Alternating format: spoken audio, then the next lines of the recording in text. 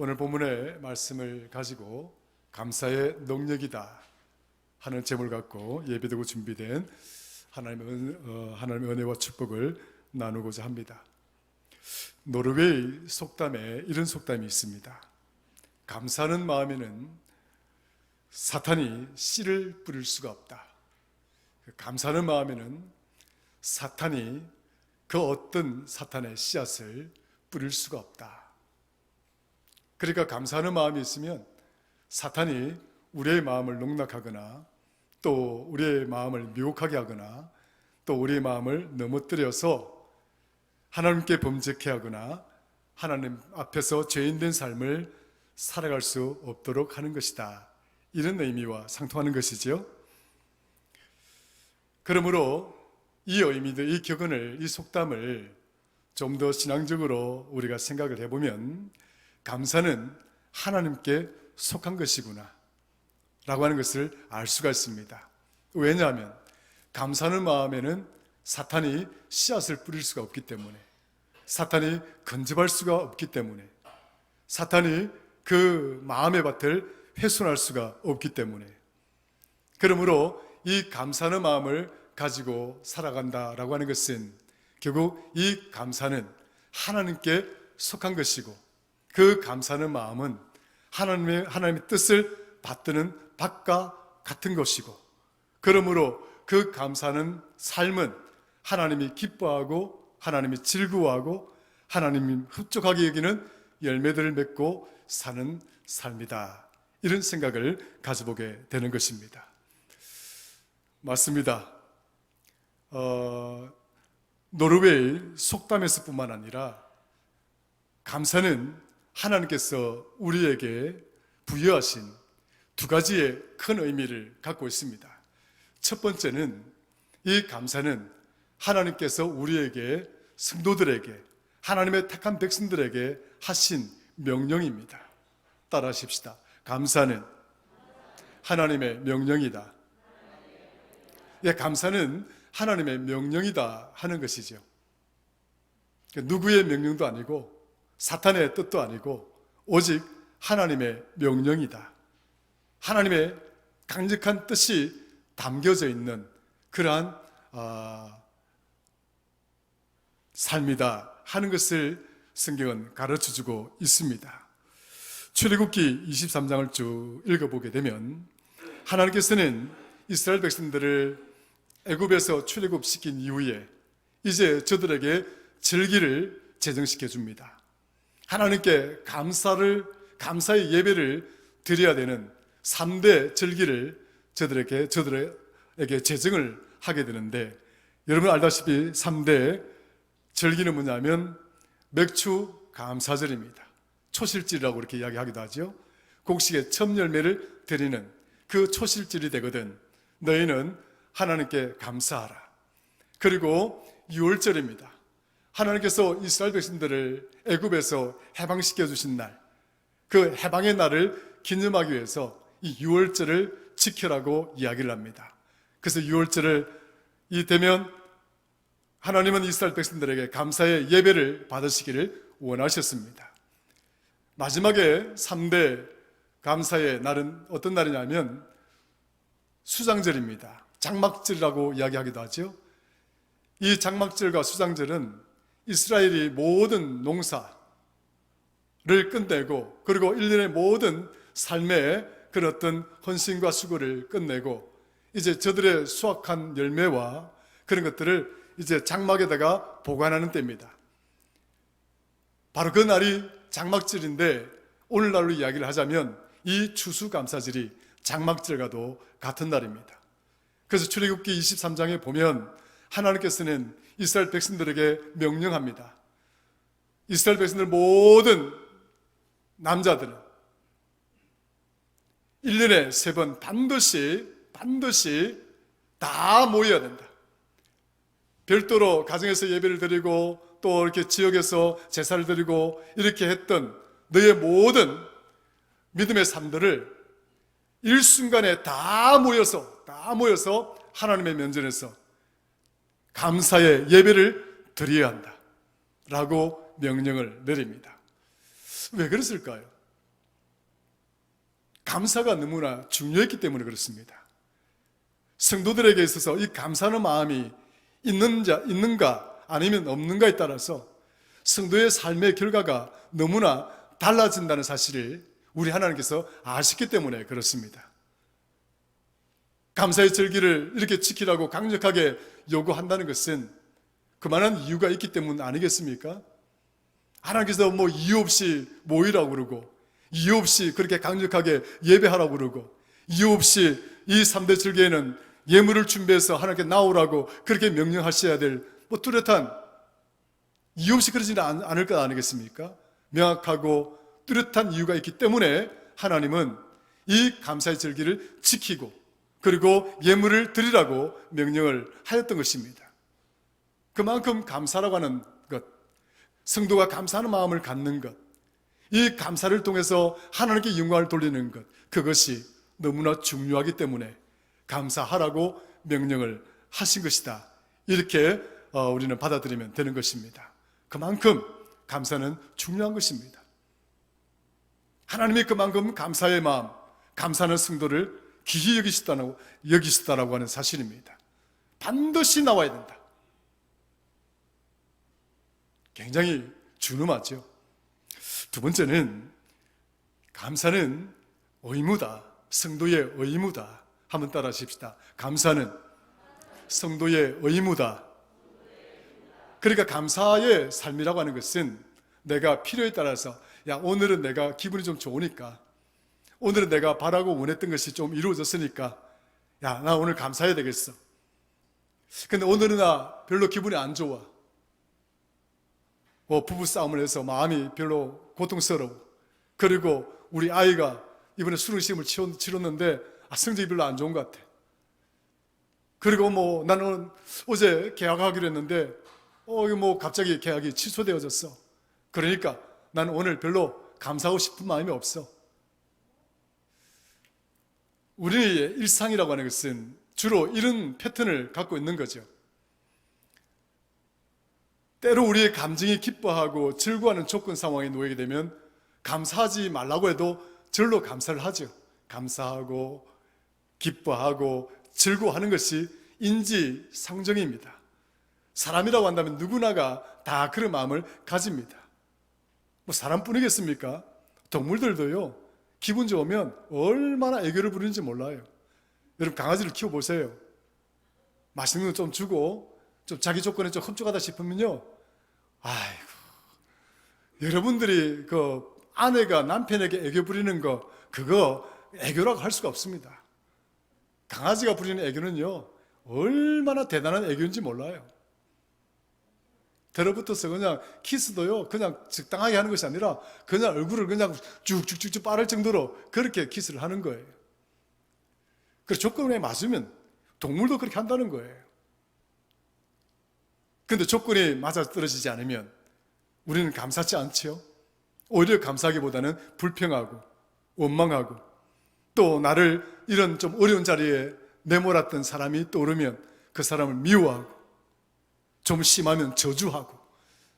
그게 우리 인간이 갖고 있는 기본적인 이 속성이에요. 그런데 하나님은 우리가 감사해야 되는 것이 어떤 조건에 따라서 좋으면 감사하고 그렇지 않으면 감사치 않고 이런 것이 아니라 이것은 하나님의 뜻이다라고 이야기를 했습니다. 여러분 잘 알다시피 데살로니가 전서 5장 18절에 보면 범사에 감사하라. 이것이 그리스도 예수 안에서 너희를 향한 하나님의 뜻이다.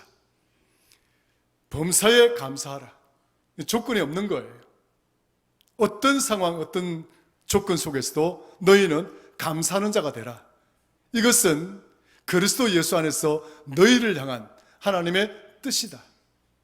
그러므로 성도들의 감사의 삶이라고 하는 것은 성도들이 때로 필요에 따라서 선택을 하기도 하고 선택을 하지 않기도 하고 하는 그런 것이 선택적인 것이 아니라 의무적인 거예요.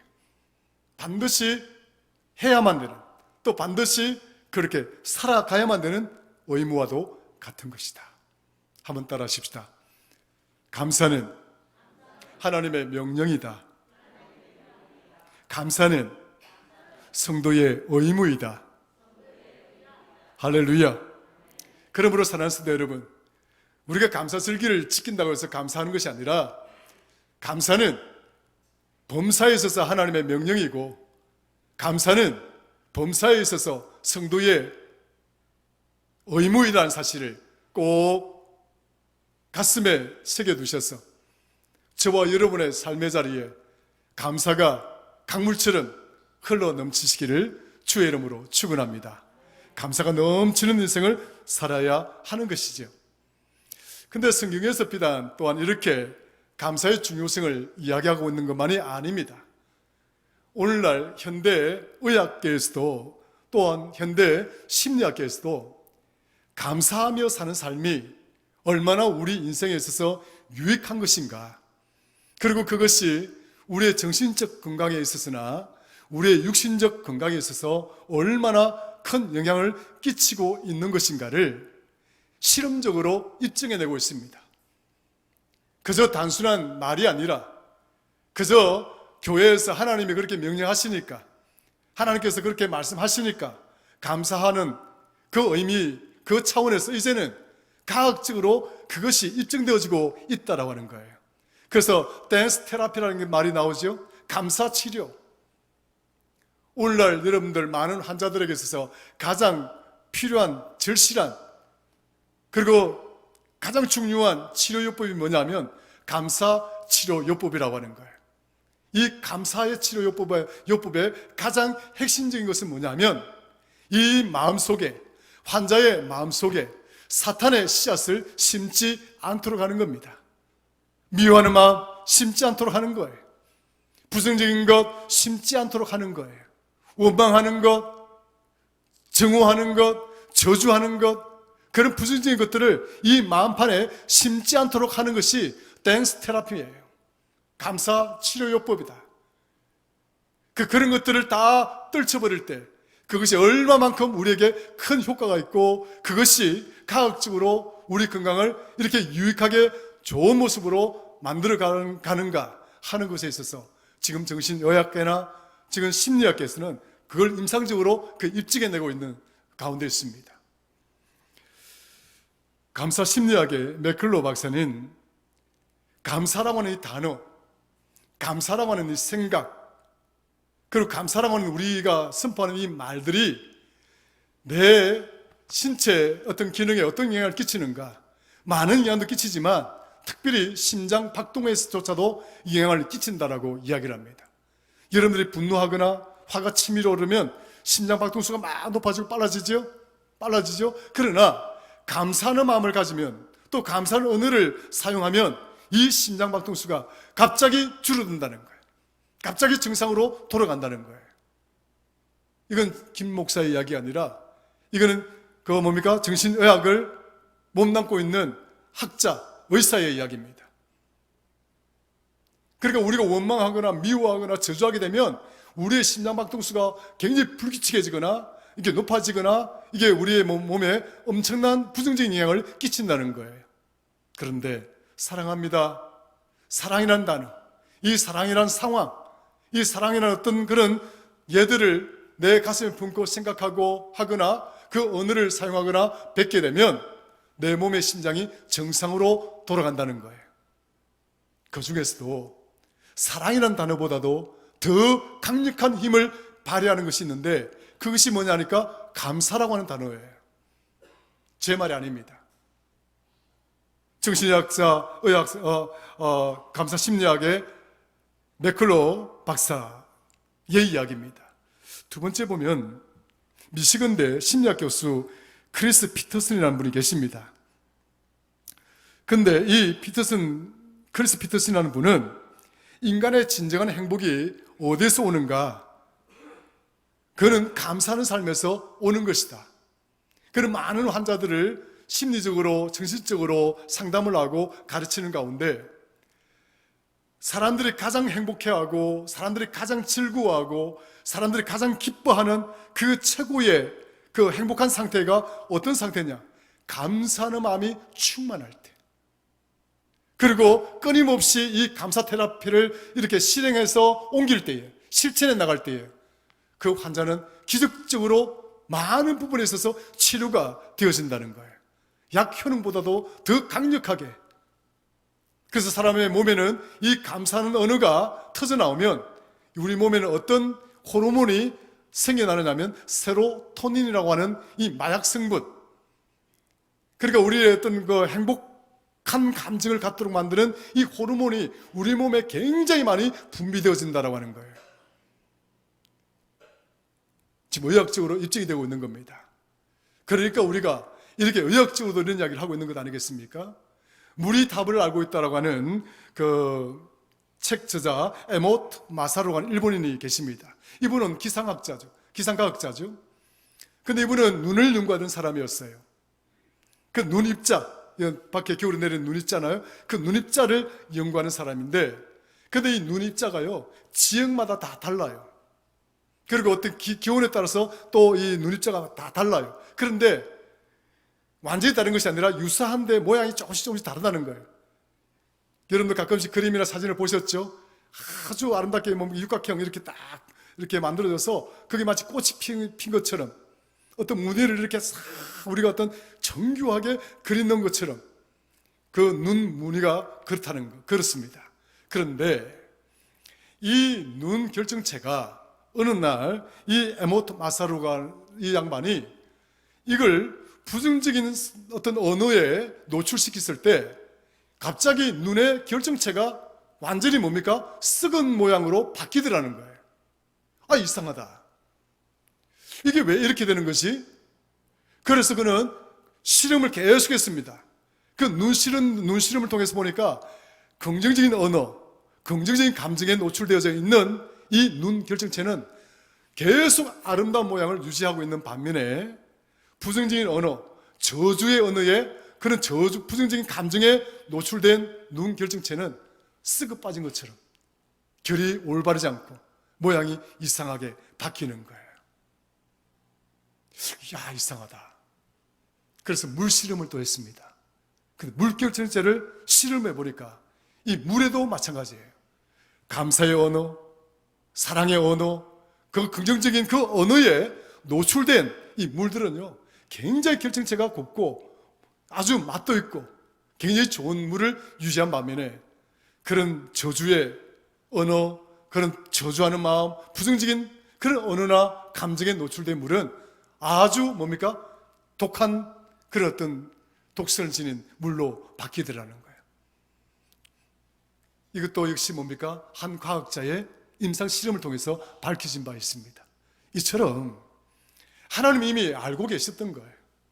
우리가 왜 감사를 해야 되는지, 그리고 왜 성도가 이 감사를 선택적이 아니라 의무로 여기면서 살아야 되는지를 하나님 이미 알고 계셨다라고 하는 거예요. 따라하십시다. 하나님은 이미 알고 계셨다. 여러분 믿으십니까? 믿으십니까? 그러므로 성도는 하나님의 명령이기에 감사하는 삶을 살아야 되고, 또 성도의 의무이기에 우리는 성도는 감사의 삶을 살아야 하는 것입니다. 자, 그렇다면 성경에서는 이 감사가 어떤 능력을 갖고 있는지에 대해서 어떻게 보여주고 있는가 제가 찾아보니까 한 세 군데 정도 이렇게 찾아서 여러분께 말씀을 드릴 수가 있더라고요. 첫 번째, 절망을 희망으로 바꾸는 능력이 되게 한다. 따라하십시다. 감사는 절망을 희망으로 바꾼다. 예, 감사하는 삶이 절망적인 상황을 바꾸어서 희망적인 상황으로 바꾸는 그 사건에 대해서 성경은 기록하고 있더라고요. 역대하 20장에 가보면 어떤 사건이 있게 되느냐면 유다가 이스라엘 둘로 원래 나뉘어진 상태예요. 솔로몬이 죽고 난 이후에는 이스라엘이 둘로 나뉘어졌습니다.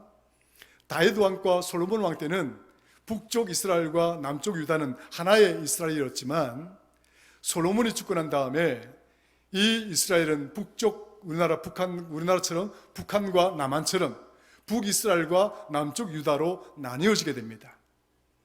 그런데 이미 북이스라엘은 아시리아에서 이미 정복을 당했습니다. 그러니까 북이스라엘은 아시리아라고 하는 이 뭡니까? 이방의 힘 있는 제국주의 나라에 의해서 이미 뭡니까? 노예가 되어버렸습니다. 그런데 이제 이 노예가 된 상태에서도 불구하고 이 유다는 끊임없이 이 아시리아가 쳐들어와서 이제 뭡니까? 이 유다를 호시탐탐 노리고 있던 그런 상황이었습니다. 그런 위기적인 어떤 국제 정세가 펼쳐지고 있는 그때에 이 북쪽 이스라엘이 그 아시리아의 뭡니까? 지배하에 놓여 있으면서 어떤 계획을 가지게 되느냐면 암몬과 모압과 그 다음에 그 세일산 근처에 있던 그 에돔 족속입니다. 그 세일산 근처에 있던 이 에돔 족속이 연합을 해가지고 남유다에 쳐들어와서 저쪽도 이 남유다도 뭡니까? 이 남쪽도 이제 아시리아라고 하는 이 제국지에 들어와서 이제 노예로 살아갈 가도록 어떤 계획을 구상하고 쳐들어오게 됩니다. 자, 얼마나 어려울까요? 유다가 굉장히 풍전등화와 같은 상황에 빠지게 됩니다. 이때의 왕이 누구냐면 여호사밧이라는 왕입니다. 얼마나 두려웠겠습니까? 이미 북쪽은 아시리아의 영향력이 있었고 그 아시리아의 뭡니까? 영향을 받고 있는 힘에 의지하고 있는 북이스라엘의 많은 부족들이 연합을 해가지고 유다를 쳐들어온다고 그러니 이 유다가 얼마나 두렵겠습니까? 이런 두려움에 빠져서 모든 왕과 비롯해서 백성들이 걱정하고 염려하고 두려워하는 이 풍전등화와 같은 이 상황일 때 하나님은 야하시엘이라고 하는 제사장을 부릅니다. 이 야하시엘이라고 하는 제사장을 불러서 너는 내가 전하는 말을 여호사밧 왕에게 전하라. 그래서 하나님은 이 풍전등화와 같은 상황일 때 야하시엘이라고 하는 제사장을 통해서 하나님은 여호사밧 왕에게 하나님의 뜻을 전합니다. 자, 거기서 하나님의 뜻을 전하는데 하나님은 세 가지의 뜻을 전하고 있습니다. 첫 번째, 너희는 저들을 두려워하지도 말고 저들의 여러 가지 어떤 그런 강력한 모습에 놀라지도 말고 저들과 함께 맞설 것인데 어떻게 맞설 것인가? 너희는 찬양하는 자가 되어라. 따라하십시다. 너희는 찬양하는 자가 되어라. 너희는 경배하는 자가 되어라. 너희는 감사하는 자가 되어라. 야하시엘을 통해서 여호사밧에게 하나님의 뜻을 전하는데 어떤 내용이냐? 너희는 두려워하지도 말고 너희는 저 이방 나라를 무수하지도 말고 저들과 맞서라. 그리고 하시는 말씀이 이 싸움에서 너희들이 할 일은 없다. 이 전쟁에서 너희들이 해야 될 일들이 없다는 거예요. 그 뜻을 전하면서 찬양하고 하나님을 경배하고 하나님께 감사할 것을 요구합니다. 그러니까 여호사밧이 땅에 엎드려 하나님께 찬양하고 경배하고 감사하는 일이 일어납니다. 그랬더니 이 전쟁에서 이 유다를 침공하려고 했던 이 연합군들이 완전히 뭡니까? 유다는 가만히 있었음에 불구하고 저들이 다 전멸해버려요. 하나님께서 이 유다를 이렇게 지켜주시는 것입니다. 한번 볼까요? 역대하 가보겠습니다. 역대하 20장 한번 읽어보죠. 어느 부분을 읽느냐면 20절, 21절 한번 읽어보겠습니다. 역대하 11기하 지나가지고요. 역대하 자 20장 20절, 21절 함께 읽죠. 자, 시작. 이에 백성들이 아침에 일찍이 일어나서 드고와 들로 나가니라. 나갈 때에 여호사밧이 서서 이르되 유다와 예루살렘 주민들아 내 말을 들을지어다. 너희는 너희 하나님 여호와를 신뢰하라. 그리하면 견고히 서리라. 그의 선지자들을 신뢰하라. 그리하면 형통하리라 하고, 백성과 더불어 의논하고 노래하는 자들을 택하여 거룩한 예복을 입히고 군대 앞에서 행진하며 여호와를 찬송하여 이르기를 여호와께 감사하세. 그의 인자하심이 영원하도다 하게 하였더니 22절 시작. 그 노래와 찬송이 시작될 때에 여호와께서 복병을 두어 유다를 치러 온 암몬 족속과 모압과 세일산 주민들을 치게 하심으로 그들이 패하였으니 23절 곧 암몬과 모압 자손이 일어나 세일산 주민들을 쳐서 진멸하고 세일 주민들을 멸한 후에는 그들이 서로 쳐 죽였더라. 저들이 찬양하고 경배하고 감사하였더니 하나님이 저 적들을 쳐 부수었더라라고 말씀을 하고 있는 것입니다. 사랑하는 성도 여러분, 감사는 이렇게 절망적인 상황을 희망적인 상황으로 바꾸는 것입니다.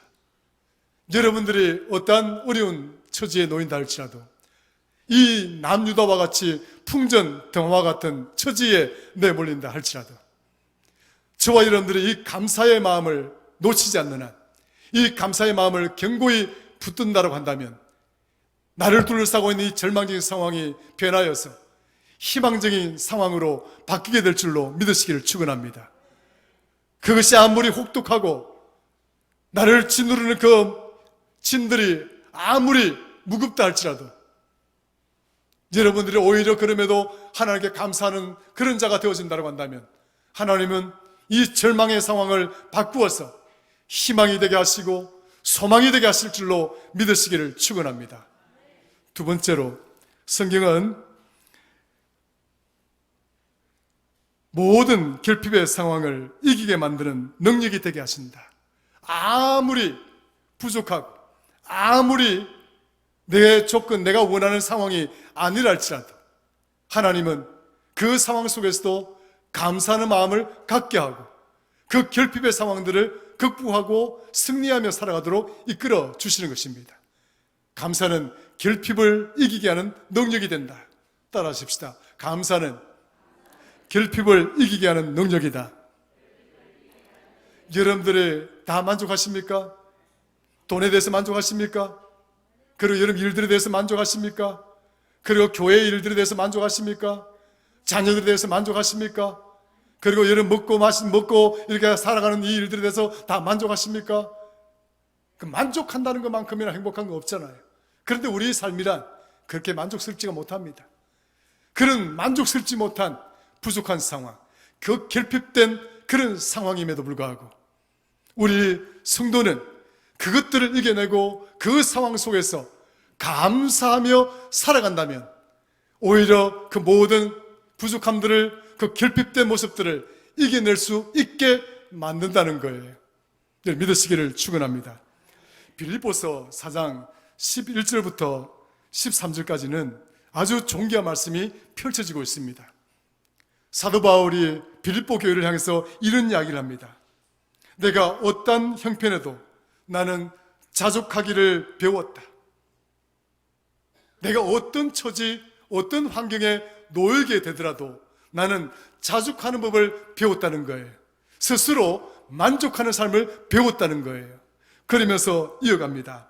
비천에 처할 줄도 알고, 그리고 풍부함에 처할 줄도 알고, 그리고 모든 일, 즉 배부름, 배고픔, 풍부와 궁핍과 그 모든 것들에 대해서 내가 자족하는 일체의 비밀을 내가 배웠다. 내가 배웠다. 도대체 누구에게 무엇을 어떻게 배웠길래 그 모든 결핍의 상황 속에서도 내가 그것들을 이겨내고 오히려 그 상황 속에서 자족하고 만족하는 삶의 법을, 원칙을 배웠다는 거예요. 도대체 무엇이 이 바울로 하여금, 도대체 어떤 것이 이 바울로 하여금 그런 결핍의 상황 속에서도 자족하고 그 부족한 상황 속에서도 만족함을 누리는 그 풍족의 삶을 깨우치도록 하고 그렇게 살아가도록 만들었는가 하는 거예요. 빌립보서 4장 11절, 12절 그러고 난 다음에 13절에 바울은 이렇게 이야기를 합니다. 나는 모든 것을 할 수 있습니다. 예수 그리스도 안에서. 그러니까 나는 모든 것을 할 수 있습니다. 이 말씀의 핵심적인 의미는 원래 무엇이었는가? 나의 모든 부족함들, 나의 모든 결핍된 것들, 없는 것들, 그런 것들을 감당하고 이겨낼 수 있게 되었다. 할 수 있다라고 하는 거예요. 그게 핵심적인 이 말씀의 내용이에요. 우리는 모든 것을 할 수 있다, 예수 그리스도 안에서 뭐 하면서 이렇게 많은 이야기들을 이렇게 헤쳐나가잖아요. 물론 그 의미가 틀렸다는 게 아니에요. 원래 이 말씀은 어디서 나왔는가? 결핍의 자리에서 나온 거예요.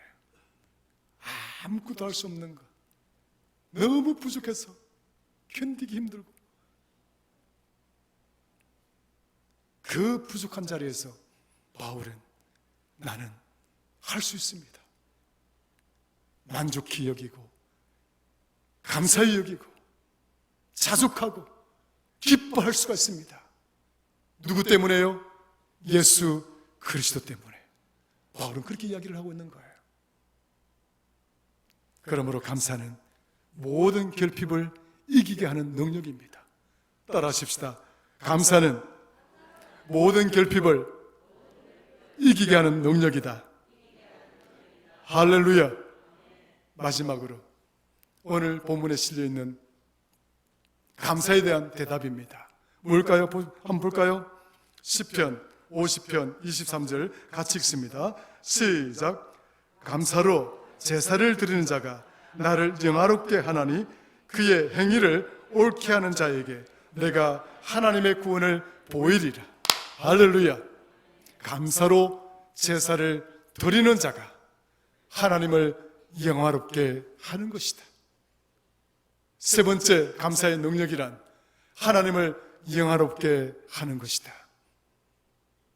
여러분, 무엇으로 하나님께 영광을 돌리고 무엇으로 하나님이 가장 기뻐하시는 모습으로 하나님을 흡족하게 만들어 드릴 수가 있겠냐고요. 오늘 저 추수감사절이라 여러분들이 정말 정성을 모아서 드리는 예물도 하나님이 기쁘게 받으실 줄로 믿습니다. 여러분들이 바쁜 시간을 쪼개어서 이렇게 하나님 전에 나와서 예배드리고 헌신하고 충성하는 이 일도 하나님 정말 흡족하게 기쁘게 받으실 줄로 믿습니다. 그러나 그보다 더 중요한 것은 뭐냐? 하나님께 감사로 제사를 드리는 자가 하나님을 영화롭게 하는 것이다. 이 영화롭게 한다는 게 뭐예요? 하나님이 기뻐한다는 거예요. 하나님이 즐거워한다는 거예요. 하나님이 행복해 한다는 거예요. 우리가 무엇으로 하나님을 기쁘게 할까요? 우리가 무엇으로 하나님을 즐겁게 할까요? 우리가 무엇으로 하나님을 행복하게 할까요? 그것은 오늘 성경에서 말씀합니다. 감사로 예배하는 자, 감사로 제사를 드리는 자, 이 감사가 하나님을 영화롭게 만드는 능력이 된다고 가르치고 있습니다. 이 행위를 옳게 여기고 이 행위를 이끄는 자에게 하나님이 어떤 은혜를 끼친다고요? 구원의 은혜를 베풀리라. 제 말씀을 증론하고 마치고자 합니다. 그러므로 감사가 갖는 능력이라고 하는 것이 얼마나 대단한 것인가, 여러분들이 감사하는 삶을 살아간다는 것이 얼마나 우리에게 절실하고 필요한 것인가 하는 사실을 우리는 성경을 통해서 다시 한번 깨닫게 되는 것이지요. 성도 여러분, 감사는 하나님의 명령입니다. 감사는 성도의 의무이기도 합니다. 거기서 끝나는 것이 아니라 하나님은 왜 우리에게 감사의 삶을 살아라 하는가? 거기에는 감사의 능력이 있기 때문에 그렇습니다. 첫 번째, 절망이 변하여 희망이 되게 하시고, 두 번째, 모든 결핍을 이기게 만드시고, 세 번째, 하나님을 영화롭게 하는 능력이 있기 때문에 그렇습니다.